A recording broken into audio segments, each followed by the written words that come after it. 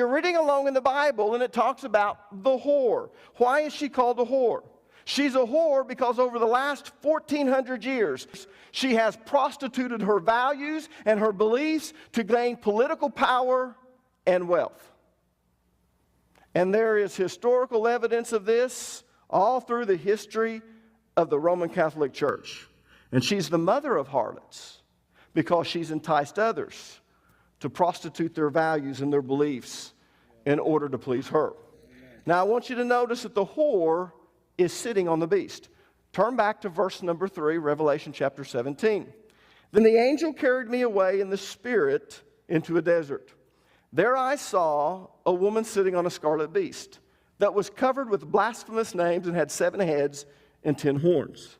The woman is sitting on the beast. Now I want you to remember that the position of sitting has great importance. Why? Because the position of sitting represents control.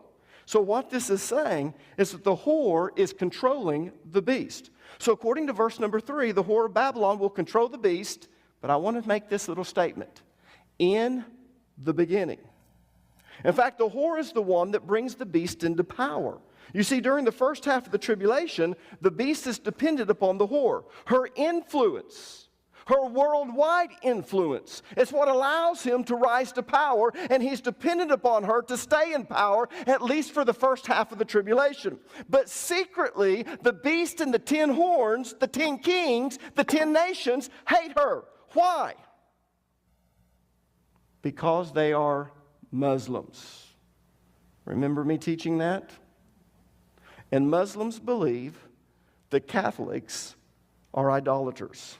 They see all the icons, all the statues, even the crosses as idols. So even though the whore is going to be responsible for the rise of the Antichrist, for endorsing him, for giving him his power and giving him his influence, the Antichrist and the Muslim nations are going to secretly hate her. And when the Antichrist is firmly in control, he's going to turn on her along with all of the Muslim nations. Now, Pastor, where are you getting all this? Revelation chapter 17. Turn to verse 16. And the 10 horns that you saw.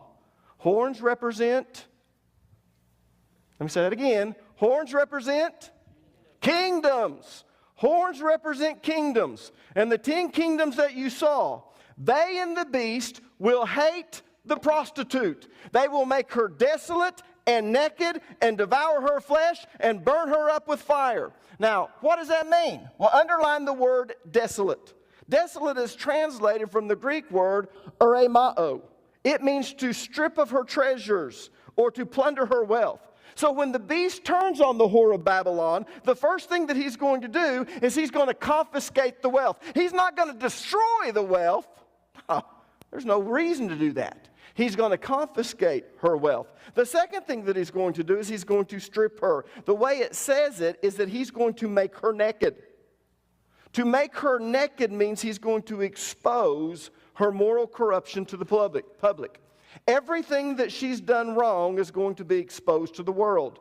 All of the backroom deals, all of the hypocrisy, everything. And he's going to use her corruption as an excuse to destroy her. The third thing that he's going to do is he's going to devour her flesh.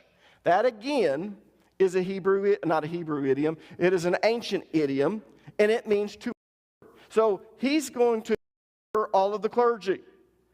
Now, what's kind of interesting is this devour the flesh is an idiom, and it expresses extreme vision or vengeance with hostility. In other words, they are going to do it with such hostility. And last but not least, it says he'll burn her with fire. In other words, he's going to burn the Vatican to the ground. It'll be completely destroyed. Now, when is all of this going to take place? Now, I told you when we began, I told you that it's going to take place sometime around the middle of the tribulation, right after the abomination of desolation.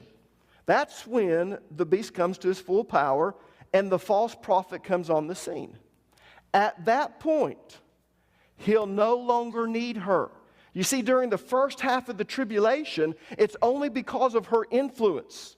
She's actually sitting on the beast. She's in control of the situation. And because she has such vast influence over the world, especially when all of the Christians are raptured and they are out of here and there's no Christians that's able to stop that, with her vast influence, she's going to be able to take this man and allow him to rise to power, and the beast needs her. But that all changes at the middle of the tribulation.